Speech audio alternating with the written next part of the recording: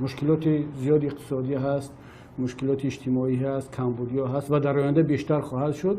باید بدوش یک کسی مشکلات رو پرتافت و اینجا این گونه حادثه هر چقدر بیشتر شوند حکومت همون قدر مسئله امنیت رو مطرح میکند و از مردم طلب میکند که شما الان در فکر جای کار نباشید، در فکر نفقه نباشید، در فکر برق و آب و راه اینا نباشید. ما فقط و شما امنیت رو تامین میکنیم، در مبارزه ضد تروریسم هستیم، ضد نهضت، ضد داعش و غیره. همزمان اینها از توسط مبارزه بر ضد تروریسم از همه کشورها کمک میگیرن. از چین شروع کرده تا روسیه، تا امریکا، تا اتحاد اروپا، حتی از افغانستان، از ترکیه و از کشورهای عربی هم.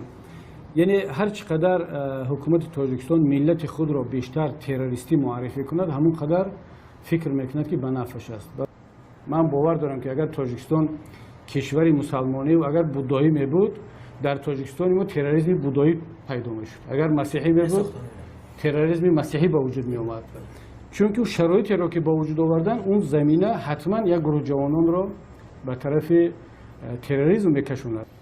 ولی 1% هم از نهضت به طرف گروه های افراطگرایی نرفت. هرچند حکومت تلاش میکند که از بین آنها پیدا کند و این مسئله را پررنگ کند، نمیتواند دلیل پیدا کند. اما اگر بالفرض پیدا شد و چند نفرم از سابق اعضای نهضت رفتن عضو این حرکت ها شدن، خب ببینید که حزب خلق دموکراتی تاجیکستان چند برابر بیشتر از نهضت تروریست داد.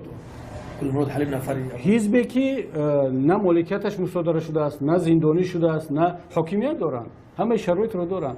با وجود این هم تروریست ها از بین این حزب در مقایسه با نهضت بیشتر است. وزارت امور داخلی تاجیکستان از نهضت بیشتر جنایتکار و تروریست داده است. خود همین گلمراد حلیموف افسر کارمند بود، افسر والا مقام این وزارت بود. اگر این رو همه را مقایسه کنیم، میبینیم که نهضت اسلامی تاجیکستان کمترین جنایتکار را به جامعه داده است در مقایسه با همه وزارت‌ها و حزب خلق دموکراتی.